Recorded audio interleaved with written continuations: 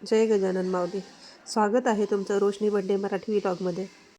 आजचा व्हिडिओ आहे संध्याकाळचं रुटीन आणि त्याचसोबत ढाबा स्टाईल अगदी सोप्या पद्धतीने शाही पनीरची रेसिपी.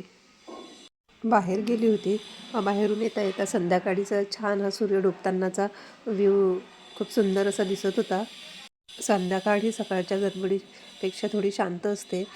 सगळे कामं शांततेत होतात आणि बाहेर गेलेले संध्याकाळी घरी येतात आणि आरामात गप्पा गोष्टी होऊन जेवण खावण वगैरे सगळं संध्याकाळी होते. त्यामुळे संध्याकाळ अशी छान होते. संध्याकाळ झाली की छान देवाजवळ दिवसाबाईजवळ दिवा लावला जातो. देवाजवळ आणि दिवसाबाईजवळ दिवा लावला की घरामध्ये कसं छान प्रसन्न वातावरण राहतं. अगरबत्तीचा छान वास सुटतो. संध्याकाळचा डुबता सूर्य आणि देवाजवळले दिवे लावून झाल्यानंतर चला आपण येऊया किचनमध्ये. आज आपल्याला बनवायचं आहे शाही पनीर अगदी झटपट पद्धतीमध्ये. तसं मी 3 कांदे घेतले पनीर बनवायसाठी आणि 2 टोमॅटो घेतले. कांदा चिरून असा जाडसरच कापून घ्या आणि फोतरं वगैरे काढून त्याला अशा जाडसर पद्धतीमध्ये कापून घ्या. आणि खड्या मसाल्यामध्ये मी एक घेतलं जावित्री, 4 लवंग, 4 मिरे आणि तेजपान. आता मी काय करणार आहे, कोणताच मसाला आपल्याला भाजून घ्यायचा नाही, काहीच भाजून वगैरे घ्यायचं नाही. मी इथं मसाला दाखवला आहे याप्रमाणे तुम्ही मसाला घ्या, कमी प्रमाणातच घ्या.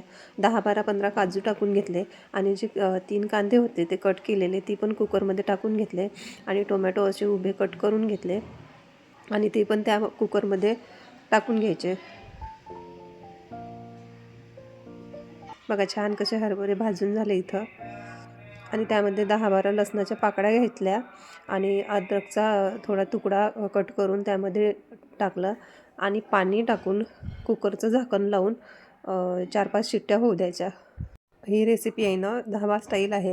म्हणजे यांच्या मित्रांचा एक ढाबा आहे, तिथल्या ताईंनी मला ही रेसिपी सांगितली होती. म्हणजे माझ्याकडे पाहुणे आले होते, तेव्हा त्यांना मी विचारले तर त्यांनी अशी झटपट बनणारी ही रेसिपी मला सांगितली. इथं पनीर छान असं धुवून घेतलं मिठाच्या पाण्यामध्ये आणि छान आपल्या आवडीनुसार त्याची क्यूब तुम्ही करून घ्या.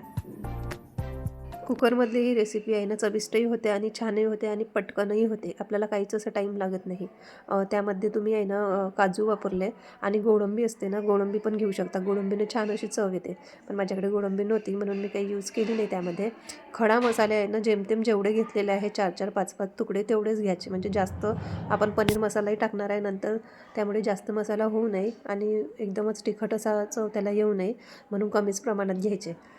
इथं कुकर असा छान झाला आणि पनीरचे मी छान क्यूब करून ठेवले आणि तिखट, हळद, मसाला, कोथिंबीर वगैरे सगळं काढून घेतलं. बघा किती छान असं आपलं मेन होऊन आलं. म्हणजे आपल्याला कोणत्या चाळणीतून वगैरे गाळायचं काम पडत नाही कुकरला 4-5 शिट्ट्या झाल्या की, आणि पटकन अशी आपली भाजी होऊन जाते. इथं मी दूध तापायला ठेवलं, म्हणजे भाजी होईन तोपर्यंत दूधही तापून होते आणि भाजी होते. आणि हे थंड करण्यासाठी एका प्लेटमध्ये काढून घ्यायचं. थंड व्हायला फॅन लावून थंड होऊ द्या, नाहीतर काय होते गरम गरम आपण मिक्सरच्या भांड्यामध्ये टाकलं की ते वाफ कोंडल्या जाते आणि आपलं किचनही खराब होतं आणि आपणही खराब होऊन जातो. छान असा मसाला काढून प्लेटमध्ये थरून द्या आणि फॅन लावून त्याला थंडगार असा होऊ द्या. यामध्ये जे खडा मसाला टाकलेले आहे, आता यामधले जे खडा मसाले आहे ते आपण काढून घ्यायचे साईडला.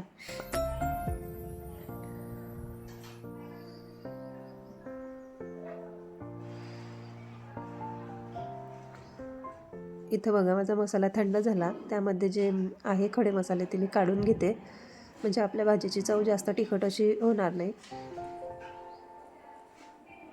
आज आवाज खूप खराब झालेला आहे, सर्दी जाम अशी झालेली आहे मला, त्यामुळे तुम्हाला आवाज खराब येऊ शकतो. तुम्ही समजून घ्या, समजून घ्यायचा हीच आशा ठेवते.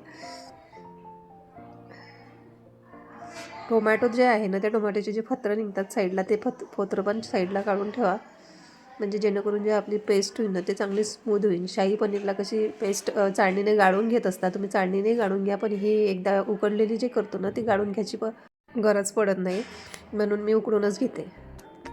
कधी कधी काय होतं आपल्याला पनीरसाठी हे काजू आहे ना भिजत टाकावे लागतात, लक्ष राहत नाही. या प्रोसिजरमुळे आपलं ते काम वाचूनही जातं आणि लक्ष नाही राहिलं म्हणून आपली भाजी वगैरे होत नाही, अशातला की भाग नाही. इथं मी कढई गॅसवर ठेवली आणि कढई छान अशी तापू दिली आणि त्यामध्ये टाकलं तेल. आता इथं मसाला झाला थंड. मसाला थंड झाल्यावर तुम्ही मिक्सरच्या भांड्यामध्ये काढून घ्या आणि छान पेस्ट अशी बारीक तयार करून घ्या.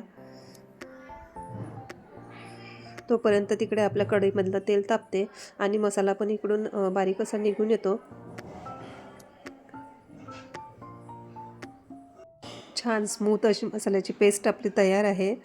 इथं कढईत आपलं तेल ठेवलेलं होतं ते तापलं आणि त्यामध्ये मी थोडं जिरं टाकलं. जिरं मोहरी काही टाकत नसता, म्हणजे पनीर असं सॉफ्टच असते, त्यामध्ये आपले मसाले काही वापरत नसता. आपला जो पेस्ट काढली होती तो मी तेलामध्ये टाकून घेतली आणि छान परतून घ्यायची.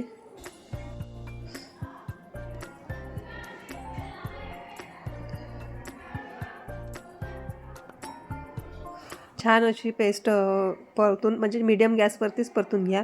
इथं आपल्या घरामध्ये जितकं तिखट लागते तितकं तुम्ही घ्या. मी इथं 2 स्पून तिखट घेतलं आणि हा घेतला कोरिंडर पावडर, म्हणजे धना पावडर, आणि थोडी हळद घेतली टाकून. आणि हा शाही पनीर मसाला 1 स्पून मी घेतला आणि त्यामध्ये टाकून घेतला आणि छान असं मीडियम गॅसवरती मसाला होऊ द्या, म्हणजे छान असं रंग तरी सुटेल त्याला.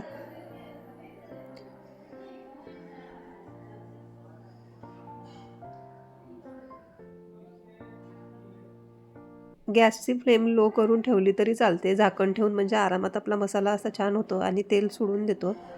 बघा किती छान अशी तरी आली मसाल्याला. इथं कोथिंबीर मी कापून घेते.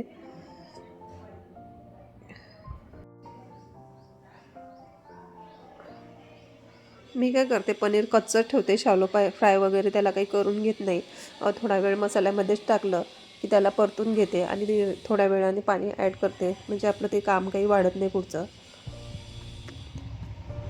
मसाला छान असा दाणेदार होईल तोपर्यंत परतून घ्या, म्हणजे साईडनं काय तो तेल सोडून देतो, तेव्हा समजायचा की आपला मसाला हा योग्य झाला. नाहीतर जास्त झाला की तो जळून जातो आणि कमी झाला की भाजीला तरी येत नाही किंवा भाजीची चवही एवढी बेस्ट अशी लागत नाही. हे बघा, इथं माझ्या मुलीचे कारनामे चालू आहे. काही ना काही ते चालू ठेवते आणि मी हे पनीरचे जे क्यूब करून ठेवलेले होते, तो मसाला झाला. आता त्या मसाल्यामध्ये टाकून परत असे परतून घेते थोडा वेळ, म्हणजे त्याला तिखट मिठाची जी मसाल्याची चव आहे ते पनीरमध्ये आतमध्ये जाऊन पनीर असं छान आपल्याला टेस्टी लागेल खायला. छान लाल चटक असा आपला मसाला तयार आहे.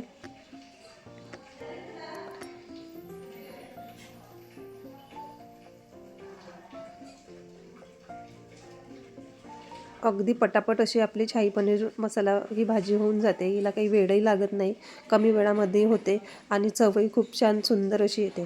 आता इथे पनीर झालेलं आहे मसाल्यामध्ये हलवून. त्यामध्ये गरम पाणी त्यामध्ये टाका, थंड टाकू नका. जास्त पातळही नको आणि जास्त घट्टही नको, मीडियमच होईल तेवढं त्यामध्ये पाणी टाका. आता यामध्ये चवीनुसार मीठ मी इथं घालून घेतलं आणि आपली जी कोथिंबीर कापून ठेवली होती हिरवी ती पण घालून घ्या. आणि हो, तुमच्याकडे बटर असेल तर बटर टाकू शकता. इथं मी तूप घेतलेलं आहे, तूपही चालते. माझ्याकडे तूप होतं तर मी तूप टाकून घेतलं. तुपाने बटरने अशी वेगळीच त्याची चव येते पनीरची.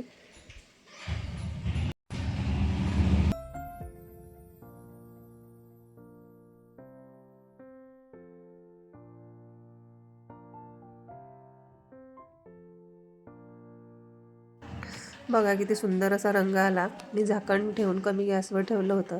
बघा छान अशी आपली पनीरची भाजी तयार आहे. आणि पनीरच्या भाजीसोबत तुम्ही पराठे करू शकता, फुलके करू शकता, जिरा राईस करू शकता. तुमच्या आवडीप्रमाणे तुम्हाला जे आवडेल ते तुम्ही करा. आमच्याकडे फुलके आवडतात तर माझे इथं फुलके चालू आहे. मुलांची घाई गडबड चालू आहे, मम्मी भूक लागली संध्याकाळी. फुलक्यासाठी मी डो आधीच करून ठेवला होता. डो चांगला मुरला आणि छान असे आपले फुलके तयार करायला मी घेतले आणि पटापट मुलांसाठी तयार करून दिले.